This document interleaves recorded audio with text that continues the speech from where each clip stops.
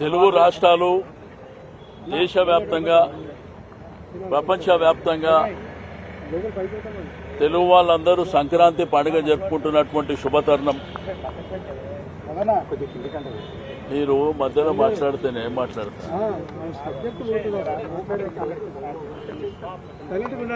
మన తెలుగు వాళ్ళందరూ తెలుగు రాష్ట్రాలు దేశవ్యాప్తంగా ప్రపంచవ్యాప్తంగా కొత్త సంవత్సరం వచ్చిన తర్వాత జరిగే మొదటి పండుగ సంక్రాంతి. అందరూ పండుగ వాతావరణంలో ఉంటే నిన్న అర్ధరాత్రి ఎన్టీవీకి సంబంధించినటువంటి దొంతి రమేష్ గారు, పరిపూర్ణాచారి గారు, సుధీర్ గారిని ముగ్గురిని అరెస్టు చేసి తీసుకొచ్చారు అనేది పొద్దుటి నుంచి వార్తలు ఎక్కడ చూసినా కానీ. మరి జర్నలిజం అనేది ఈ దేశంలో ప్రపంచంలో ఫోర్త్ ఎస్టేట్గా పిలువబడేటువంటి జర్నలిజాన్ని ఏదన్నా ఓకే తప్పుడు కథనాలు ఏదన్నా జరిగితే దానికి సమ్ ప్రొసీజర్స్ ఉన్నవి. పోలీస్ మాన్యువల్ ప్రకారం వాళ్ళకు నోటీసులు ఇవ్వడం, వాళ్ళని పిలిపించడం, మాట్లాడడం, అవసరం అనుకుంటే అరెస్టు చేయడం, ఇవన్నీ ప్రొసీజర్. కానీ అర్ధరాత్రి తీసుకొచ్చి ఇక్కడ వాళ్ళని పెట్టి కనీసం ఎవరు కూడా కలవద్దంట. ఇదేం పద్ధతో నాకు అర్థం కాదు. ఎవరినన్నా కలిసేటువంటి అవకాశం ఉన్నది. రెండోది, వాళ్ళు ఏమన్నా టెర్రరిస్టులా, దొంగల, రౌడీలా?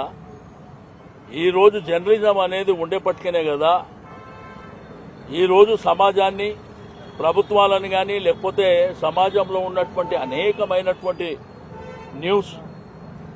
ఇప్పుడు ఆ పరిపూర్ణాచారి అయితే కాంగ్రెస్ బీట్ చూసేవాడు. మొదటి నుంచి చూస్తున్నాం మేము, అపోజిషన్లో ఉన్నప్పటి నుంచి కూడా. వాళ్ళ వార్తలు సేకరించిన తర్వాత వాళ్ళకి పబ్లిసిటీ ఇస్తేనే కదా. అంటే ఈరోజు ఒక రాచరికమైనటువంటి పరిపాలన కొనసాగుతుంది. మేము ఎవరు గొంతు పడితే వాళ్ళ గొంతు నొక్కేస్తాం, మా ఇష్టానుసారం ఎవరిని పడితే వాళ్ళని అరెస్ట్ చేస్తామంటే ఇది పద్ధతి కాదు. ఒక పద్ధతి ప్రకారం ఏదైనా జరగాలి. నేను జర్నలిస్ట్ మిత్రులకు అందరికీ, తెలంగాణ రాష్ట్రంలో, ఆంధ్ర రాష్ట్రంలో ఉన్నటువంటి జర్నలిజం మిత్రులకు అందరికీ నేను రిక్వెస్ట్ చేసేది ఒకటే, అందరూ ఒక ప్లాట్ఫామ్ మీదకి రండి. ఇటువంటి రేపు మీ మీద కూడా జరిగేటువంటి ప్రమాదం ఉన్నది. కొంతమంది ప్రభుత్వానికి వత్తాసు పలికే వాళ్ళకు కూడా రేపు ఇది పరిస్థితి వస్తే మరి మిమ్మల్ని కాపాడే వాళ్ళు కూడా ఉండే పరిస్థితి ఉండదు, గుర్తుపెట్టుకోండి. ఎందుకంటే జర్నలిజం మీద గొంతు నొక్కేటువంటి ప్రయత్నం చేయడం దుర్మార్గమైనటువంటి చర్య. అరే వాళ్ళేమన్నా దొంగల, రౌడీలా? మేము చూడడానికి వస్తామంటే ఇవ్వాలనంట హాలిడేనంట. అంటే పోలీస్ డిపార్ట్మెంట్ కూడా హాలిడే ఉన్నదా? పోనీ హాలిడే ఉంటే ఉన్నది, కనీసం మేము వాళ్ళని చూస్తామంటే చూడనియారంట, మాట్లాడనియారంట. ఇదేం ప్రజాస్వామ్యం? పోలీస్ డిపార్ట్మెంట్ కూడా ఎన్టీవీ ఆఫీసులో 3-4 రోజుల నుంచి తనిఖీలు చేస్తుండ్రని, ఇప్పుడు కూడా తనిఖీలు చేస్తుండ్రని ఏం అవసరం ఉందండి? వాళ్ళు ఏమన్నా పారిపోయే వాళ్ళ, దొంగల? సీనియర్ రిపోర్టర్స్ వాళ్ళని ఈ విధంగా మీరు అమానుషంగా అరెస్టు చేయడం అనేది దుర్మార్గమైనటువంటి చర్య. రాత్రిలో పూట ఇంటికి పోవడం, పాప మా కుటుంబం, మా పిల్లలు ఒక భయానకమైనటువంటి వాతావరణం, పండుగ వాతావరణంలో ఆ పిల్లలు మా తండ్రి అని ఆ తల్లి అడుగుతుంటే వాళ్ళని అరెస్ట్ చేసిండ్రని లేకపోతే అక్కడ ఉన్నారని ఈ విధంగా సరైనటువంటి పద్ధతి కాదు. రాజ్యాలు చూసినాం, రాజులను చూసినాం, రాచరికం చూసినాం, అన్ని కొట్టుకుపోయినాయి దేశం లోపల, ప్రపంచం లోపల. ఇది సరైనటువంటి పద్ధతి కాదు. తప్పకుండా జర్నలిస్టులు కూడా రేపటి నుంచి అందరూ కూడా రోడ్ల మీద పడవలసినటువంటి అవసరం ఉంది.